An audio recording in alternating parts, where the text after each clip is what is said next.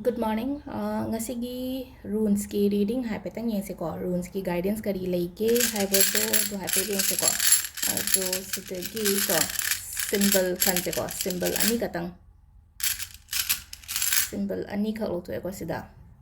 first card sida le first card e first ki symbol lai tare ko card tumti gi sum to bodo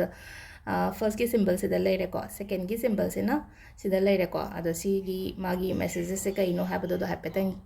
khangminar se ma'am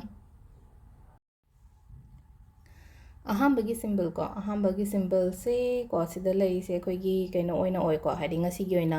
ꯄꯣꯠ ꯑꯩꯅ ꯃꯤꯉꯣꯟꯗ ꯄꯤꯕ ꯁꯦꯇꯔꯗꯦ ꯑꯣꯏꯕꯅꯤꯅ ꯀꯅꯥ ꯈꯪꯅꯤ ꯍꯥꯏꯗꯤ ꯄꯤꯒꯦ ꯀꯥꯏꯅ ꯈꯜꯂꯝꯕꯁꯨ ꯌꯥꯏꯀꯣ ꯑꯗꯣ ꯃꯤꯉꯣꯟꯗ ꯄꯤꯕ ꯅꯠꯇ꯭ꯔꯒ ꯑꯩꯉꯣꯟꯗ ꯐꯪꯖꯕꯒꯨꯝꯕ ꯍꯥꯏꯇꯥꯔꯦꯀꯣ ꯍꯥꯏꯗꯤ ꯃꯤꯅ ꯗꯥꯟ ꯇꯧꯔꯛꯄꯗꯣ ꯅꯠꯇꯕ ꯑꯩꯒꯤ ꯂꯥꯛꯐꯝ ꯊꯣꯛꯄ ꯑꯩꯒꯤ ꯀꯩꯅꯣ ꯇꯧꯐꯝ ꯊꯣꯛꯄ ꯑꯗꯨꯃꯥꯏꯅ ꯇꯧꯔ ꯂꯥꯛꯄ ꯀꯨꯏꯅꯒ ꯐꯪꯒꯗꯕ ꯂꯩꯕꯒꯨꯝꯕ ꯂꯩꯅꯀꯣ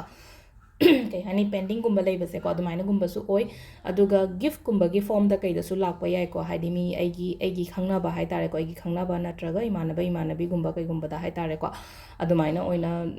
ꯑꯩꯉꯣꯟꯗ ꯒꯤꯐ ꯑꯣꯏꯅ ꯂꯥꯛꯄꯁꯨ ꯌꯥꯏ ꯅꯠꯇ꯭ꯔꯒ ꯑꯩꯅ ꯃꯤꯉꯣꯟꯗ ꯃꯤꯒꯤ ꯃꯇꯦꯡꯒꯨꯝꯕ ꯄꯥꯡꯕ ꯈꯣꯠꯄ ꯑꯗꯨꯃꯁꯨ ꯑꯣꯏꯀꯣ ꯑꯗꯨꯒ ꯄꯨꯟꯅ ꯊꯕꯛ ꯇꯧꯃꯤꯟꯅꯕ ꯉꯩꯒꯤ ꯑꯣꯏꯅꯁꯨ ꯍꯥꯏꯗꯤ ꯀꯥꯟꯅꯕ ꯄꯣꯔꯛꯀꯅꯤꯀꯣ ꯉꯁꯤꯒꯤ ꯑꯣꯏꯅ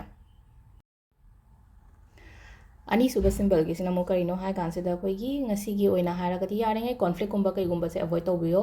ꯀꯣꯟꯐ꯭ꯂꯤꯛ ꯈꯛꯇꯪꯒꯤ ꯑꯦꯚꯣꯏꯗ ꯇꯧꯕ ꯅꯠꯇꯕ ꯍꯥꯏꯇꯥꯔꯦꯀꯣ ꯍꯥꯏꯗꯤ ꯂꯩꯔꯤꯕ ꯑꯦꯟꯚꯥꯏꯔꯣꯟꯃꯦꯟ ꯉꯁꯥꯏꯒꯤ ꯈꯟꯅ ꯆꯩꯅꯕ ꯅꯠꯇ꯭ꯔꯒ ꯈꯤꯇꯪ ꯇꯣꯛꯁꯤꯛ ꯑꯣꯏꯕ ꯑꯗꯨꯃꯥꯏꯅ ꯑꯣꯏꯌꯦ ꯑꯩꯈꯣꯏꯅ ꯈꯣꯠꯂꯦꯅ ꯈꯜꯂꯒꯗꯤ ꯑꯗꯨꯒꯤ ꯖꯒꯥꯗꯨꯗꯒꯤ ꯊꯣꯛꯄꯤꯔꯛꯄ ꯍꯥꯏꯇꯥꯔꯦꯀꯣ ꯊꯣꯛꯄꯤꯔꯛꯄ ꯏꯁꯥꯁꯦ ꯄ꯭ꯔꯣꯇꯦꯛ ꯇꯧꯔꯒ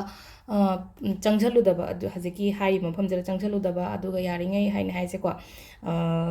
ꯑꯦꯚꯣꯏꯗ ꯇꯧꯋꯣ ꯀꯣꯟꯐ꯭ꯂꯤꯛꯀꯨꯝꯕ ꯀꯩꯒꯨꯝꯕ ꯊꯣꯛꯍꯟꯒꯅꯣ ꯍꯥꯏꯗꯤ ꯈꯠꯅꯕ ꯆꯩꯅꯕ ꯈꯣꯠꯄ ꯌꯥꯔꯤꯉꯩ ꯂꯩꯅꯕꯀꯣ ꯍꯥꯏꯗꯤ ꯈꯨꯝꯃꯨꯅꯣ ꯈꯨꯝꯗ꯭ꯔꯒꯗꯤ ꯉꯁꯥꯏꯒꯤ ꯑꯣꯄꯣꯖꯤꯠ ꯄꯔꯁꯟꯗꯨꯁꯨ ꯑꯗꯨꯝ ꯇꯨꯃꯤꯟꯅ ꯑꯗꯨꯝ ꯂꯩꯖꯈ꯭ꯔꯦꯅꯀꯣ ꯑꯗꯨꯗꯨꯅ ꯌꯥꯔꯤꯉꯩ ꯁꯤꯁꯦꯀꯣ ꯍꯥꯏꯗꯤ ꯂꯩꯍꯟꯗꯕ ꯍꯥꯏꯇꯥꯔꯦꯀꯣ ꯍꯥꯏꯗꯤ ꯈꯠꯅꯕ ꯆꯩꯅꯕꯒꯨꯝꯕꯀꯣ ꯁꯤꯒꯤ ꯄꯣꯠ ꯃꯌꯥꯝꯁꯦꯀꯣ ꯑꯗꯨꯒ ꯑꯃꯅ ꯑꯃꯨꯛ ꯀꯩ ꯍꯥꯏꯒꯦ ꯀꯥꯟꯗꯅ ꯅꯪꯒꯤ ꯄ꯭ꯔꯣꯇꯦꯛꯁꯟ ꯑꯗꯨꯝ ꯃꯁꯥ ꯃꯊꯟꯇꯀꯣ ꯍꯥꯏꯗꯤ ꯄꯤꯖꯒꯅꯦꯕ ꯑꯗꯨꯝ ꯍꯥꯏꯗꯤ ꯑꯩꯒꯤ ꯉꯥꯛꯊꯣꯛꯆꯅꯕꯅꯤ ꯈꯪꯗꯦ ꯑꯩꯒꯤ ꯄ꯭ꯔꯤꯀꯣꯁꯟꯅꯤ ꯈꯪꯗꯦ ꯑꯃꯅꯤ ꯈꯪꯗꯦꯀꯣ ꯑꯗꯨꯃꯥꯏꯅ ꯇꯧꯔꯒꯀꯣ ꯑꯗꯣ ꯁꯤꯗ ꯂꯩꯔꯦ ꯑꯩꯈꯣꯏꯒꯤ ꯉꯁꯤꯒꯤ ꯑꯣꯏꯅ ꯔꯨꯟꯁꯀꯤ ꯔꯤꯗꯤꯡꯁꯤꯁꯨ ꯃꯌꯥꯝ ꯊꯦꯡꯛ ꯌꯨ